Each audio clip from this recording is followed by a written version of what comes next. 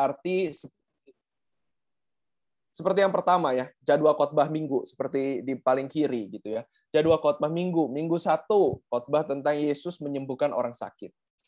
Minggu 2 Yesus makan bersama pemungut cukai. Minggu 3 Yesus memberi makan 5 roti, memberi makan 5.000 orang dengan 5 roti dan 2 ikan gitu ya. Apakah ini khotbah kristosentris? Jadi nanti selama setahun itu semuanya tentang Yesus, hanya dari Injil. Nggak lagi pakai perjanjian lama, nggak lagi pakai surat-surat Paulus. Apakah itu? Ya, atau ada perspektif lain, misalnya khotbah kristosentris itu menekankan hubungan PL dan PB. Ada hubungan yang terkait, yang sangat terikat dan terkait, dan secara inherent ada kesinambungan antara PL dan PB. Misalnya di PL ada darah korban bakaran, harus dicurahkan di mezbah untuk pengampunan dosa. Di PB, Yesus sebagai anak domba Allah, darahnya harus dicurahkan. Nah, ini bisa kita khotbah seperti ini. Dan Ibrani mendukung penafsiran yang demikian. Kemudian ada Musa memberi hukum Taurat di Gunung Sinai. Apa yang Yesus lakukan? Yesus naik ke gunung dan memberi ucapan bahagia.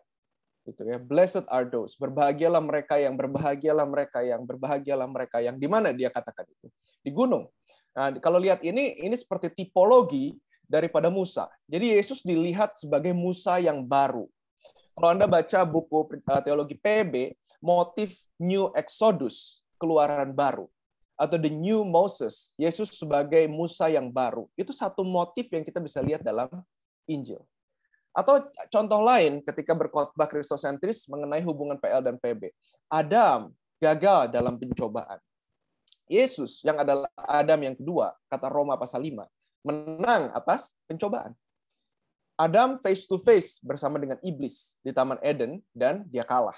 Adam yang kedua, Yesus Kristus, face to face dengan iblis di padang gurun dan dia menang.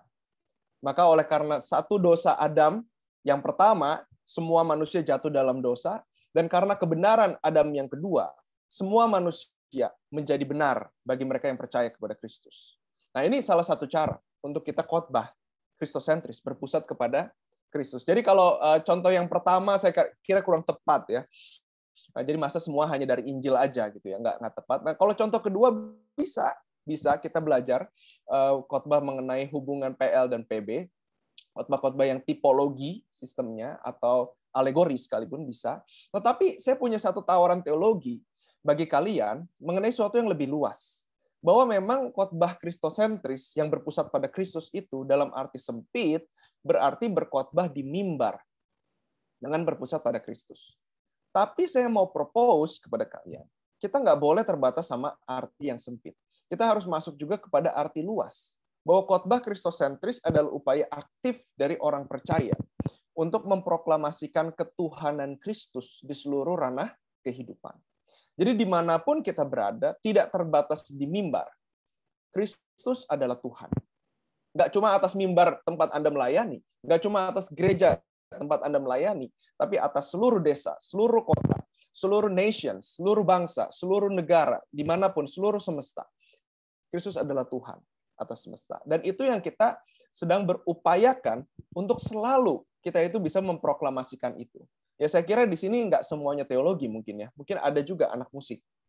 Ada nggak anak musik yang join ke sini? Nggak ada. Oh, semua teologi. Ini wajib ya? Kok oke gitu sistemnya sekarang ya? Harus teologi. Jadi Anda terpaksa ketemu saya ya. Ya mudah-mudahan dalam satu keterpaksaan Anda bisa dipaksa juga ketemu dengan Kristus ya. Atau kita bisa yang seperti Luther katakan, di tempat yang tak terduga aku menemukan Kristus, atau Kristus menemukan aku gitu ya, bukan aku yang menemukan Kristus. Nah, jadi nggak apa-apa, dalam keterpaksaan kita lanjut aja ya, dan saya hanya akan memaksa Anda sampai 2:30 gitu, jadi nggak apa-apa. Jadi dalam seluruh ranah kehidupan kita ini juga kita dipaksa gitu, mau nggak mau, suka tidak suka, karena memang Kristus adalah Tuhan. Ya kalau kita nggak suka, apakah kemudian Kristus berhenti menjadi Tuhan bagi alam semesta? Tidak. Mau kita suka atau tidak suka, Kristus adalah Tuhan atas semesta dan atas segala sesuatu yang ada, atas segala ranah kehidupan. Itu adalah fakta yang nggak bisa dihindari, yang nggak bisa dibatalkan, yang nggak bisa disangkal. Ya lalu bagaimana kita harus lakukan ini? Ya, saya jadi ingat R.C. Sproul pernah mengatakan bahwa tidak semua orang yang mengaku beriman itu betul-betul beriman. Karena orang ngaku beriman itu punya banyak motivasi. Ada orang yang cuma pengen ke gereja karena di situ ada cowok cantik atau ada cowok ganteng. Ngakunya beriman. Padahal enggak, gitu ya. Nah, atau kalau di daerah Indonesia Timur atau di masyarakat mayoritas Kristen, ada orang-orang yang ngaku beriman supaya mereka bisa jadi penatua, jadi diaken, dan bisa dapat kehormatan dari masyarakat setempat. Itu jadi satu motivasi yang salah.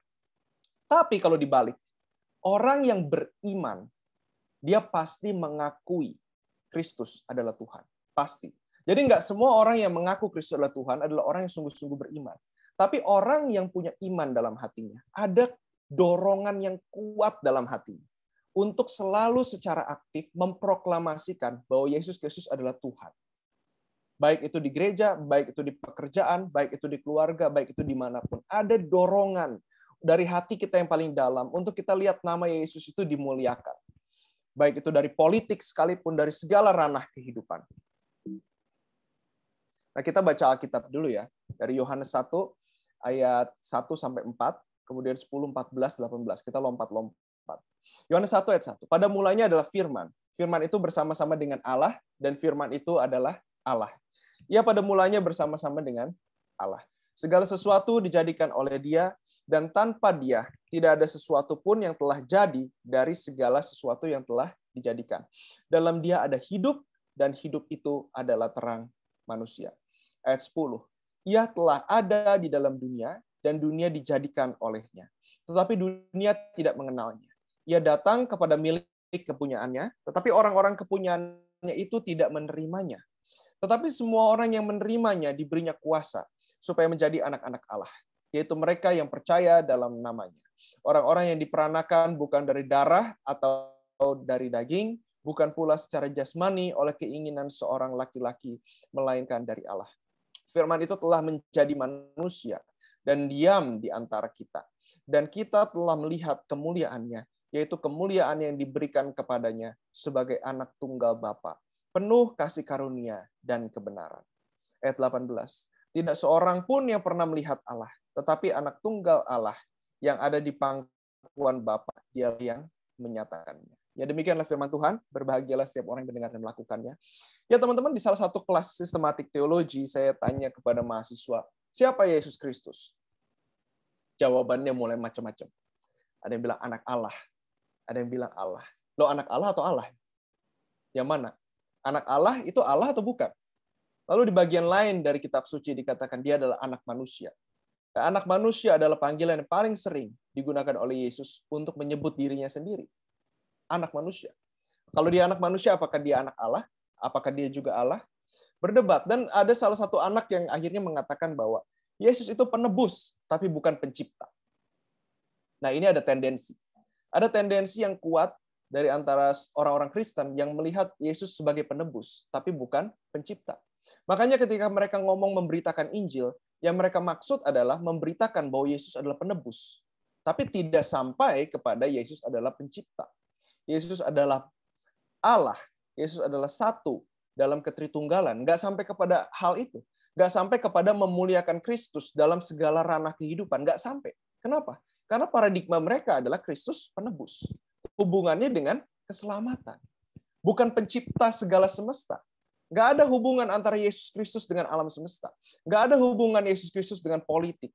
Nggak ada hubungan Yesus Kristus dengan seni. Nggak ada hubungan Yesus Kristus dengan sains. Kenapa? Karena Yesus hanya penebus, bukan pencipta. Itu satu pandangan yang sangat keliru. Kita lihat dikatakan di sini dengan gamblang, di Yohanes 1 ayat 3. Segala sesuatu dijadikan oleh Dia. Semua hal yang ada di seluruh semesta, itu dijadikan oleh Dia, oleh Yesus Kristus. Tanpa Dia, tidak ada sesuatu pun yang telah jadi dari segala yang telah dijadikan. Nah, ayat 4, ini sangat sensitif di dalam perjanjian lama. Dalam Dia ada hidup. Nggak bisa kita katakan di dalam David Kristanto ada hidup. Atau ada siapa di sini coba? Aduh, namanya nggak kelihatan ya. Saya cuma tahu ada Akina di sini. Nggak bisa kita katakan dalam Akina ada hidup. Nggak bisa.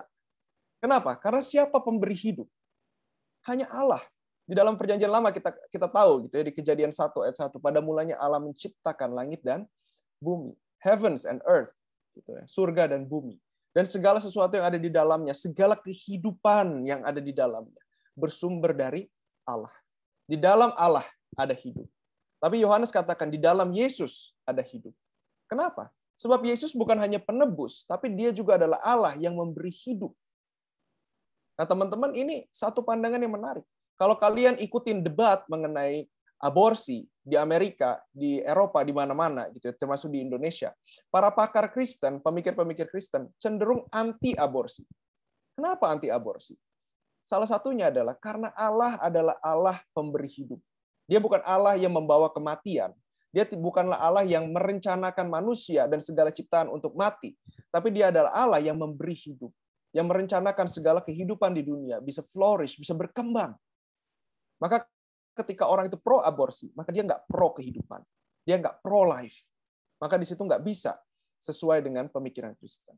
Di dalam dia ada hidup. Di dalam siapa? Yesus Kristus. Kehidupan seluruh semesta. Dia yang menopang seluruh kehidupan. Nggak hanya di gereja, di luar gereja. Ya, ia telah ada dalam dunia dan dunia dijadikan olehnya. Jelas, jelas sekali. Apa keberatan kita untuk mengatakan Yesus adalah pencipta? Sama sekali tidak ada. Sama sekali keberatan yang tidak berdasar. Jadi Kristus sebelum dia turun ke dunia dan menebus kita, dia adalah pencipta. Kristus adalah Allah yang menebus, tapi juga dia adalah Allah yang mencipta. Kita harus ingat itu. Maka nggak boleh kita batasi kedaulatan Kristus itu hanya di gereja. Enggak. Di UI dia berdaulat, bukan cuma di HITS. Come on, gitu loh. Di University of Amsterdam, di Harvard, di Princeton, Kristus berdaulat.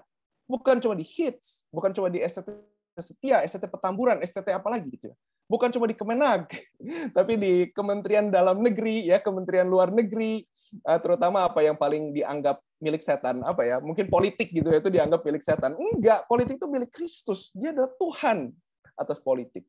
Dan juga di Kementerian Keuangan. Nah, ini. Waktu itu ada teman saya nggak usah sebutin namanya, dia datang ke Jakarta berapa tahun lalu lah, sebelum saya S2. Dia mau S2. Terus saya tanya dia, kenapa kamu nggak sekolah di STT ini? Terus dia bilang, wah nggak bisa, ada kuasa kegelapan. Maksudnya apa? Maksudnya kalau di STT A, mamahnya nggak mau bayarin. Maunya di STT B. Gitu ya, bukan STT A, tapi STT B, STT yang lain. Gitu. Nah, jadi seakan-akan kuasa keuangan ini kuasa kegelapan. Padahal enggak. Kristus juga adalah Tuhan atas semua uang yang beredar di dunia ini. Itu harus jadi conviction. Itu harus jadi satu kekuatan bagi kita. Oh, ini ada yang bilang amin. Saya kira ada pertanyaan. Kalau ada pertanyaan, saya mau langsung masuk Q&A aja udah, biar saya berhenti ngomong. Ya, cuma belum nanti ya, ntar lagi 15 menit sebelum berakhir lah. Ya, saya akan kasih waktu kalian untuk nanya gitu ya. Nah, ada nggak praktek real dari ini? Nah, ini saya propose. Abraham Kuyper. Ini adalah satu model untuk seseorang yang memproklamasikan Kristus, ketuhanan Kristus di seluruh ranah kehidupan. Kuyper merupakan seorang Kristen dengan pencapaian publik yang sangat luar biasa. Dia menulis begitu banyak publikasi. Anda tahu berapa banyak meditasi atau renungan harian dari Kuyper yang dipublikasi di Koran Nasional Belanda? Ada berapa banyak? Lebih dari 2.000 renungan. Berapa banyak dia tulis buku? Banyak banget. Gitu ya. Ini ada contoh di sini, kelihatan nggak? Ini Kuyper semua ini. Ini cuma karya publik teologinya doang, 12 volume. Belum hitung karya-karya lain yang bicara politik dan sebagainya gitu ya. Nah, dia menulis begitu banyak publikasi, dia mendirikan Free University Amsterdam, tempat di mana saya studi PhD sekarang. Kemudian dia pendiri Gereja Reform Belanda. Dia pendiri dan pemimpin partai politik Anti-Revolutionary Party. Pendiri dari 2 koran nasional Belanda, The Herald dan The Standard. Dan pernah menjabat sebagai Perdana Menteri Belanda tahun 1901 sampai 1905. Ia juga pernah menjadi ketua Asosiasi Jurnalisme di Belanda. Gelar doktor teologi diraihnya dari Universitas Leiden pada umur 26 tahun. Ia juga mendapatkan gelar doktor kehormatan di bidang hukum dari Princeton University, dari TU Delft. Delft itu seperti kalau di Indonesia ITB. Kalau di Amerika MIT. Kalau di Belanda TU Delft, Technische Universiteit Delft. Lalu kemudian Katholieke Universiteit Leuven, Universitas Katolik dari Leuven. Ini juga universitas yang sangat prestisius. Dan dia begitu banyak pencapaian publik. Ketika saya pertama dengar Kuyper, saya senang sekali gitu ya. Karena saya pikir ada tendensi, ini kalian yang semua Ya, saya Kuiperian emang, gitu ya. Karena disertasi saya memang tentang Kuiper. Ini kalian semua yang muda-muda saya mau tantang gitu ya. Bahwa kekristenan itu bukan cuma tentang kalian masuk kamar, kemudian kalian doa kepada Tuhan Yesus di situ. Dan kekristenan itu bukan cuma tentang kamu dan Tuhan Yesus. Enggak. Kekristenan itu tentang memproklamasikan Kristus dalam semua ranah kehidupan. Nggak bisa kamu di kamar itu kamu Kristen, atau kamu di gereja itu kamu Kristen, tapi kemudian kamu keluar, kamu dagang, ketika dagang kamu bukan Kristen lagi. Nggak bisa. Ketika kamu masuk ke bilik pemilu, kamu nyoblos, kamu bukan Kristen lagi di situ. Nggak bisa. Identitas Kristen kita itu permanen. Roh Kudus ada di dalam kita. Dan kita dipanggil untuk jadi agen pembaharuan daripada Roh Kudus yang adalah roh yang membaharui segala sesuatu itu. Di mana kita harus baharui? Di mana kita dipanggil untuk membaharui? Di seluruh ranah kehidupan. Makanya sekarang ada perkembangan yang namanya teologi publik. Nah, ini karena master kelas teologi, jadi saya akan pakai sedikit istilah-istilah teologi. Ada istilah teologi publik. Kenapa public theology? Kenapa teologi publik? Karena orang Kristen punya kecenderungan mau memprivatisasi iman. Iman itu sesuatu yang terlalu private. Sampai kalau kita ngomong di forum-forum publik, forum-forum intelektual, kita pakai Alkitab, terus ada yang bilang, jangan bahas-bahas agama dong di sini. Agama kan urusan kamu dengan Tuhan. Nggak ada tempatnya agama di ILC, gitu, apa namanya, Indonesia Lawyers Club. Nggak ada gitu loh. Kenapa nggak ada? Gitu ya. Itu sesuatu yang aneh sekali. Padahal Kristus adalah Tuhan atas seluruh ranah kehidupan, tidak hanya secara private. Nggak bisa seperti itu. Kita nggak bisa pisahkan yang pribadi dan yang publik. Dalam kekristenan, seluruh semesta, di sana kita harus memproklamasikan ketuhanan Kristus. Nah, perkataan Kuiper yang sangat terkenal adalah, there is not a square inch in the whole domain of our human existence, over which Christ, who is sovereign over all, does not cry, mine. Jadi nggak ada satu inci pun, atau bahasa Belandanya downgrade, nggak ada satu jempol pun di seluruh semesta ini, di seluruh ranah kehidupan ini, yang mana Kristus tidak teriak, itu milikku. Kristus itu secara aktif berteriak, ini milikku, ini milikku. Ya, saya di kelas selalu katakan, kalau Adam tidak jatuh dalam dosa, apa yang terjadi? Jangan dijawab dulu deh, coba mikir dulu 30 detik. Kalau Adam nggak jatuh dalam dosa, ini kalian anak-anak teologi nih, teolog-teolog muda, harapan saya ke depan dan harapan hits gitu ya. Masa depan teologi Injili, teologi karismatik dan sebagainya ada di pundak kalian gitu ya. Coba pikir, kalau seandainya Adam tidak jatuh dalam dosa, apa yang terjadi? Edenization of the earth. Seluruh bumi akan penuh kemuliaan Allah. Oh, ini ada yang coba jawab. Maka Kristus tidak menebus manusia. Oh ya, oke. Ya, tapi apa? Seluruh kemuliaan Allah itu akan memenuhi bumi. Jadi Allah, kenapa Allah tempatkan Taman Eden di tengah bumi dan ada Adam, Hawa, dan manusia yang mengusahakan taman itu? Supaya taman itu diperluas. Taman Eden itu terlalu kecil untuk menampung kemuliaan Tuhan. Yang Tuhan mau adalah seluruh bumi penuh kemuliaan. Seluruh bumi harus diedenisasi. Hadirat Allah harus memenuhi seluruh bumi, seluruh umat manusia. Makanya dikatakan beranak cuculah, bertambah banyaklah, penuhilah bumi. Taklukkanlah itu. Bukan dalam arti untuk eksploitasi alam semesta, tapi dalam arti untuk seluruh bumi boleh memuliakan Tuhan.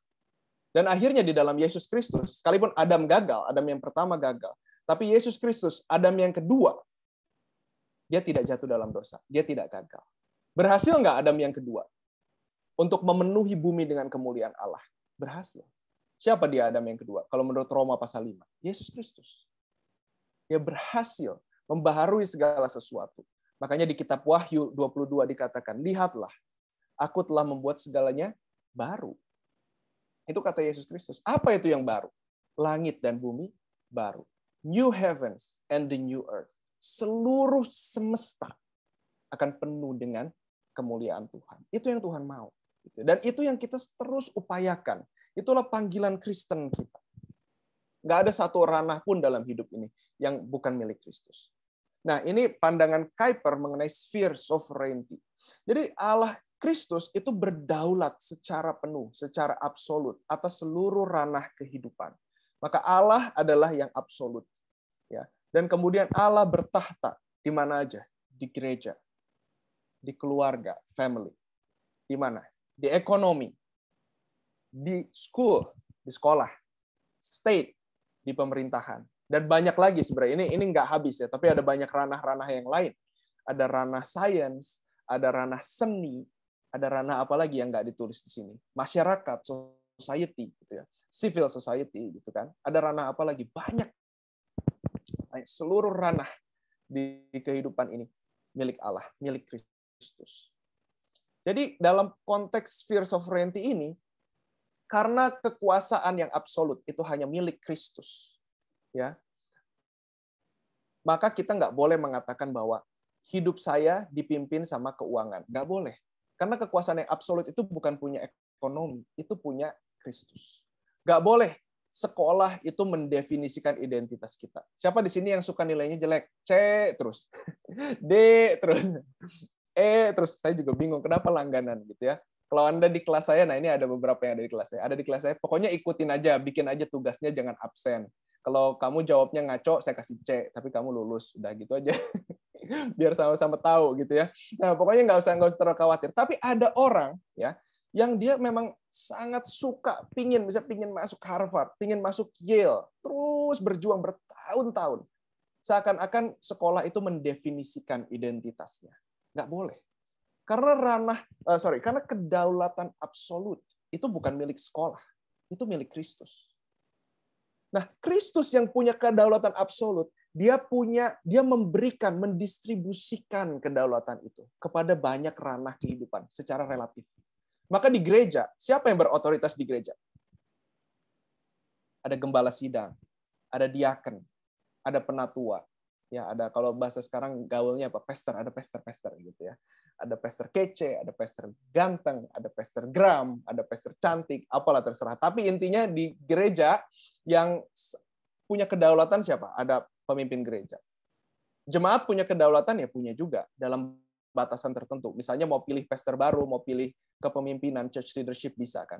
Nah, tapi intinya kedaulatan dari para hamba-hamba Tuhan di gereja itu tidak absolut. Itu relatif dan itu berasal dari Kristus.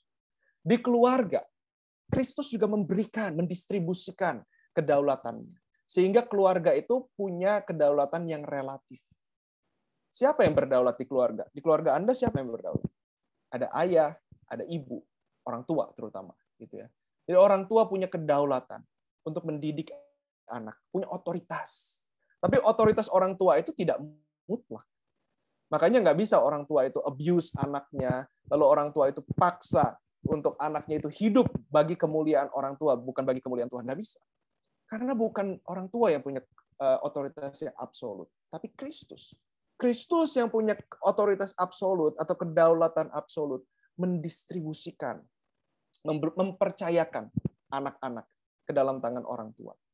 Kan begitu. Dalam ranah ekonomi gimana? Sama. Ada otoritas di situ. Ada OJK, otoritas jasa keuangan. Makanya kalian jangan pinjol, apalagi pinjol-pinjol yang nggak jelas gitu ya. Tahu pinjol ya? Pinjaman online. Ini lagi banyak banget sekarang. Lagi kacau di mana-mana. Kalian harus lihat. Ini satu institusi keuangan ini punya izin yang jelas atau enggak. Ada otoritas keuangan di situ. Tapi otoritas keuangan itu nggak pernah mutlak. Itu hanya otoritas yang relatif. Yang mutlak siapa? Kristus. Di sekolah tadi saya udah bahas. Pemerintah. Pemerintah punya otoritas? Punya. Tapi bukan otoritas yang mutlak. Hanya relatif. Pemerintah nggak bisa paksa kita semua untuk kamu harus percaya agama A. Nggak bisa. Kita semua punya keyakinan sendiri masing-masing. Dan itu bukan ranah pemerintah. Urus. Kita mau percaya kepada siapa. Gitu ya. Next. Nah, implikasinya apa untuk kita sekarang? Tanya, di ranah manakah Anda dipanggil untuk memproklamasikan ketuhanan Kristus secara spesifik? Itulah panggilan. Apa itu panggilan? Panggilan itu adalah satu dorongan dari kuasa Roh Kudus ada dalam diri kita untuk kita memproklamasikan ketuhanan Kristus dalam satu ranah tertentu. Kita semua yang mau STH, ini kan semua mau STH ya kalau udah lulus ya. STH, apa itu? Siap, terima, honor. Gitu. Habis STH apa? MTH, apa itu? Makan tidur, haleluya. Ya, gitu.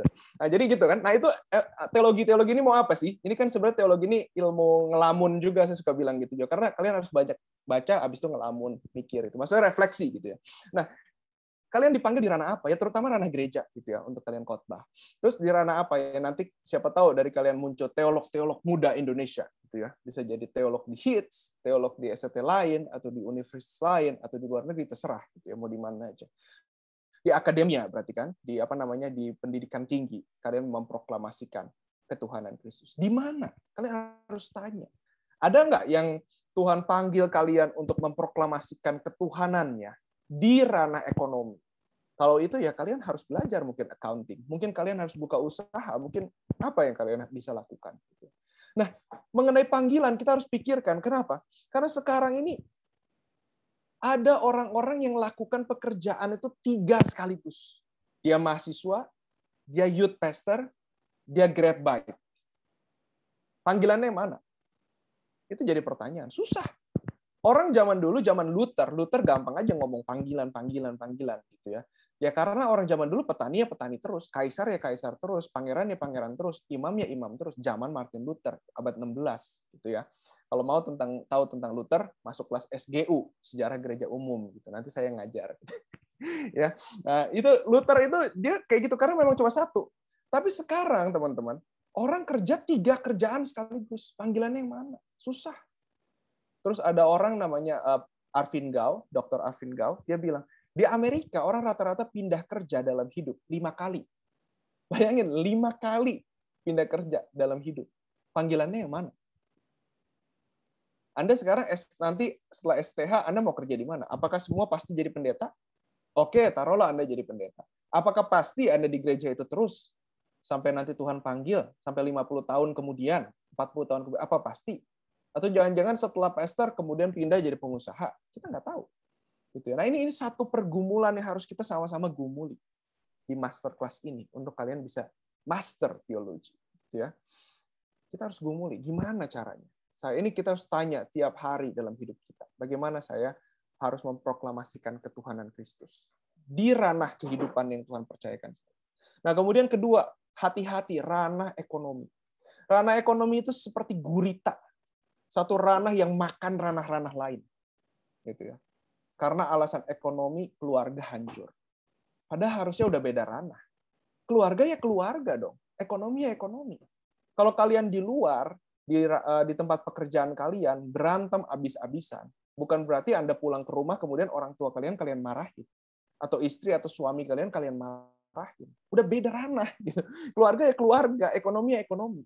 Nah, berapa banyak orang yang rela mengorbankan anak-anaknya, rela mengorbankan waktu dengan keluarganya demi alasan ekonomi? Banyak. Berapa banyak pendeta, senior pastor atau apalah bahasanya itu, yang berkuasa, tapi kemudian deny their conscience. Mereka menekan hati nurani mereka masing-masing karena alasan uang. Banyak. Mereka tahu itu salah, tapi mereka tetap lakukan sebagai senior pastor. Kenapa? Satu, cuan. Untung, money, gitu ya. Makanya banyak gereja pecah dan sebagainya. Ini kalian akan alami real. Ya, siap-siap setelah STH, MTH dan sebagainya, kalian ketemu orang-orang besar, pendeta-pendeta besar, orang-orang kaya, berkuasa. Ya beberapa mereka mungkin berintegritas, tapi beberapa dari mereka mungkin akan menekan hati nurani, mengorbankan nurani mereka demi cuan, demi alasan ekonomi. Ada istilah ladang basah, ladang kering gitu ya. Kalian diutus nanti jadi misionari mungkin kalau ada yang di antara kalian ke daerah atau kemana. Itu ladang basah atau ladang kering? Pertanyaannya kan. Kalau misalnya ladang basah, oh Tuhan, ini aku, utuslah aku. Kalau itu ladang kering, oh Tuhan, ini aku, utuslah dia. Gitu ya. Nah, jadi itu. Jangan. Nah, oke, sekarang kita balik ke sini. Khotbah Yesusentris dalam arti luas, itu kita tanya kepada diri kita, bagaimana memproklamasikan ketuhanan Kristus di tok-tok gitu. Kalau kata Yakobus jangan sebut nama. Jadi saya sebut tok-tok, ikutin dia. Di gereja gimana kita proklamasikan ketuhanan Kristus? Di akademia. Ini penting sekali. Saya kecewa saya lihat di Indonesia semua teolog semua ngumpet di STT. Kenapa nggak ada diskusi? Sekarang lagi banyak diskusi gender equality di UI, di UGM. Kenapa nggak ada orang-orang Injil yang ke sana? Ikut dong, ikut nimbrung, publikasi, ikut debat. Di Belanda semua orang, mau dari Injili, mau dari mana, mereka berani. Nggak ada beda teologi universitas Universitas Teologi Kampen di kota kecil sama Universitas Amsterdam, nggak ada beda. Mereka berani teolog-teolognya untuk diskusi dengan filsuf, dengan pemikir, dengan apa. Tapi di Indonesia, bahas kekristenan ya? STT yang kecil. Bahas teori gender, postkolonialisme. UI, UGM, terbuka universitas-universitas besar. Ini kacau balau. Ini kita harus cari bagaimana kita bisa memproklamasikan ketuhanan Kristus di akademia, berani secara intelektual. Jangan cuma ngomong iman dan percaya semua beres, gitu ya. Nah, di industri yang Anda geluti, di keluarga, di segala ranah kehidupan. Oke, saya sampai di situ. Ada pertanyaan, silakan.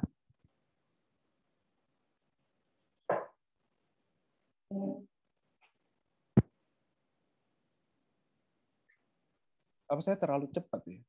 Mau ulang lagi? Oke. Ayo dong, jangan malu-malu, guys. Ayo. Ranah Mamon. Oh iya. Iya, Pastor. Silakan teman-teman kalau ada pertanyaan. Ini Rio harusnya moderator ya? Iya.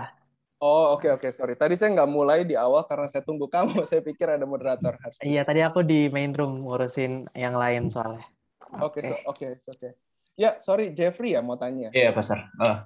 Jadi kan tadi sempat Pastor singgung ya, kalau di zamannya siapa tadi? Abad ke-16. Nah, itu kan mereka Luther. Ya, zamannya Luther, mereka kan ngerjain satu hal aja gitu.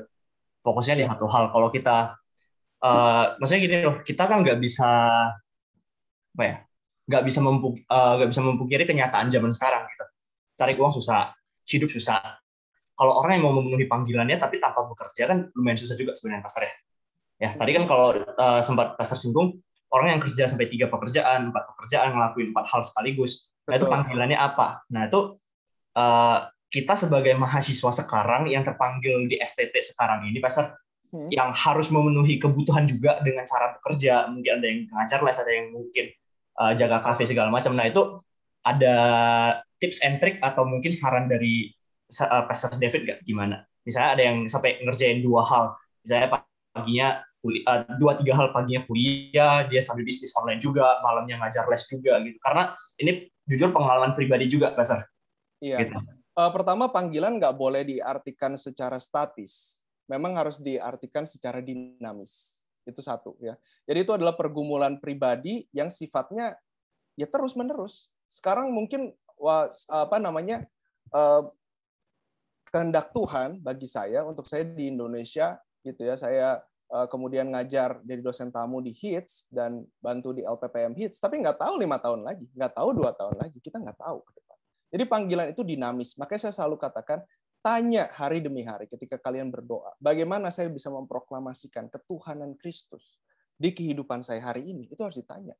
Gitu ya. Jadi nggak terbatas kepada konsep yang harus satu pekerjaan atau gimana gitu. Kalau pandangan saya begitu. Nah, tapi ada juga mungkin pertimbangan-pertimbangan yang lebih praktis. Misalnya kalau kamu jadi pendeta terus pengusaha, seberapa dalam kamu bisa mempelajari Alkitab? Misalnya di Kisah Rasul pasal 7 gitu ya. Di situ Petrus dan para rasul tidak puas. Karena apa? Karena mereka harus melayani pembagian jatah untuk janda-janda dan orang-orang yang kesulitan pada saat itu. Mereka nggak puas, harus melayani meja. Makanya mereka angkat ada 7 orang yang diurapi oleh Tuhan, gitu kan.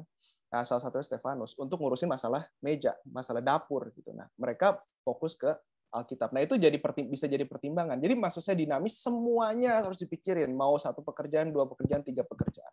Kedua, ini saya nggak tahu kenapa, tapi saya lihat kecenderungan orang Injili itu kurang belajar sejarah. Kurang melihat bahwa history is really his story gitu loh.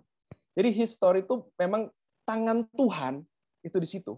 Biarpun sejarah itu kalau kita baca banyak darah, banyak politik, banyak intrik gitu ya. Paus kena sifilis lah, imam-imam pada punya anak di luar nikah lah, akhirnya di abad pertengahan dikeluarin peraturan bahwa imamnya atau uskup yang punya anak di luar nikah itu harus didenda berapa rupiah atau apalah waktu itu yang di Eropa gitu. Pokoknya banyak hal yang buruk memang dalam sejarah, tapi kita harus percaya Tuhan itu memimpin sejarah.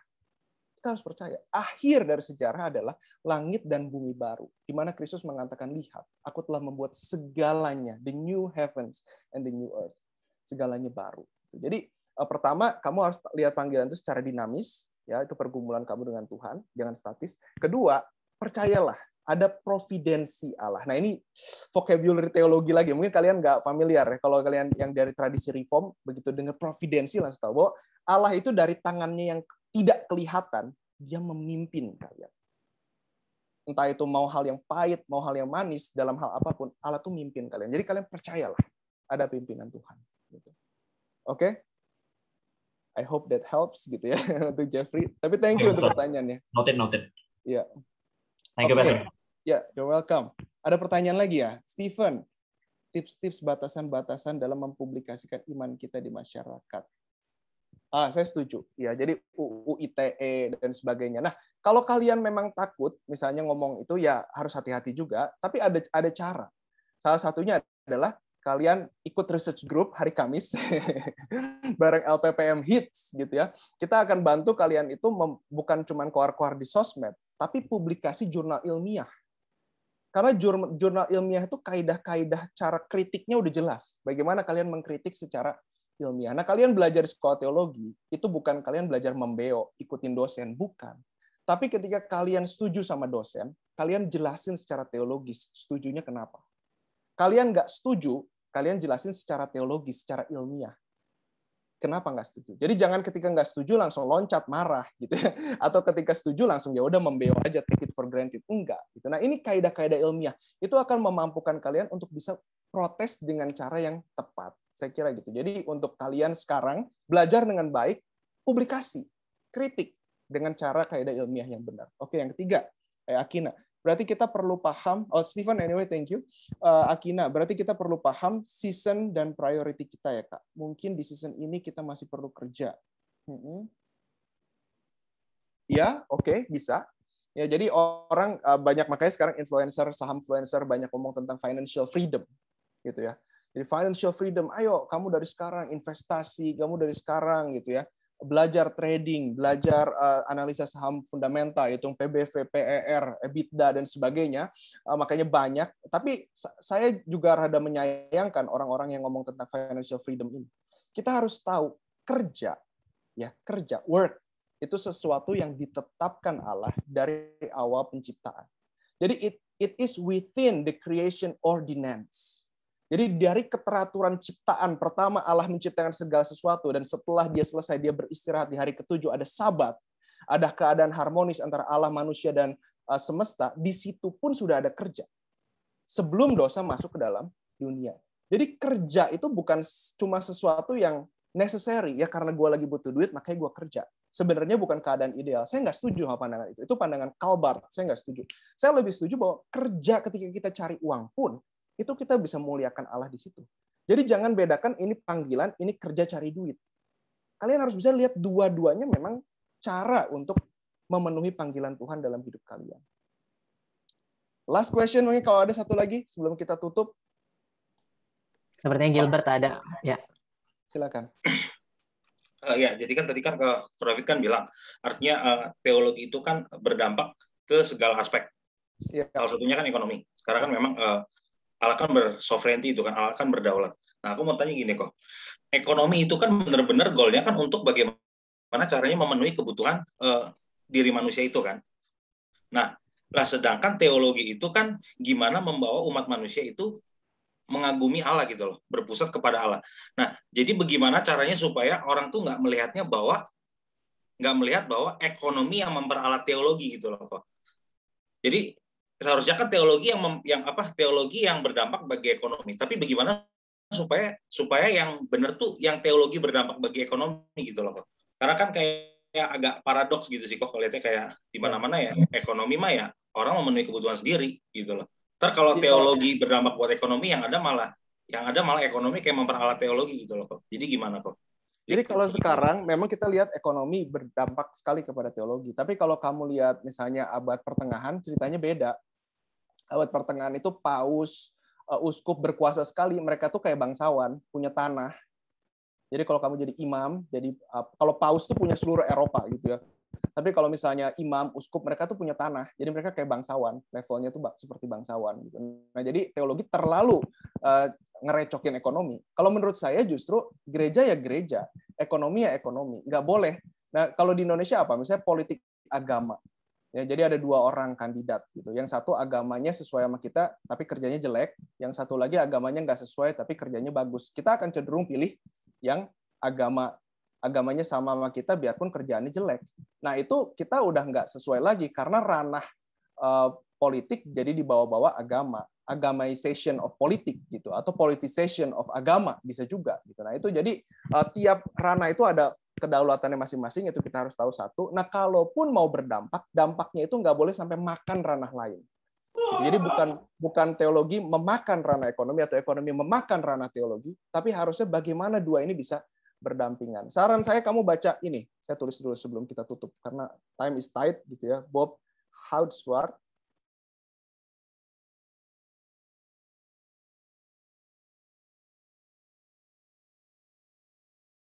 kursus yang berkembang. Ada Jordan Beller, ada banyak orang lah di Amerika, di Eropa.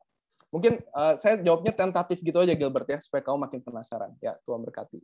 Oke, mungkin saya doa untuk kalian semua sebelum kita tutup. Ya, Tuhan bersyukur untuk hari ini, untuk masterclass. Kiranya Tuhan berkati setiap kami. Taruh di hati kami satu dorongan untuk memproklamasikan ketuhanan Kristus di seluruh ranah kehidupan. Ditinggikan, dimuliakan namamu kekal selamanya. Ya Allah Tritunggal. Dalam nama Yesus Kristus, pengantara kami yang hidup, kami berdoa. Amin. God bless you all.